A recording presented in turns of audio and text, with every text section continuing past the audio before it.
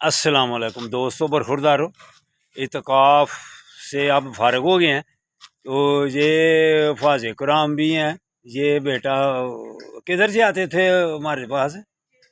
ये रोड से नज़दीक ही है। फिर तो ये इधर ऐसे इधर लाए सर करो। ये साइकिल वाले बच्चे भी साथ ही, ये देखें, ये साइकिल वाले बच्चे, ये साइकिल चलाते हैं तो अपने आप को फिट भी रखते हैं। तो जो साइकिल चलाएगा वो फिट रहेगा, स्मार्ट रहेगा।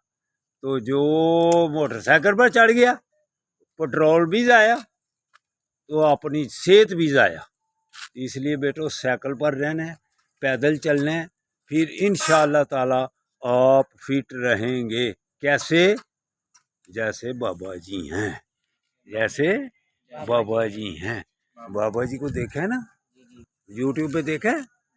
और वर्जिशें लगाओगे ना मेरी तरह, एडमिरल भी भाग कर चले जाओगे एक सांस। अभी आप एक घर में नहीं जा सकते एक सांस में। तो जो वर्जिशें लगाता है वो एडमिरल भी एक सांस में पहुंच जाता है। तो अस्सलाम वालेकुम दोस्तों, ये बेटों की इधर तस्वीर बनाया बगीचे के पास।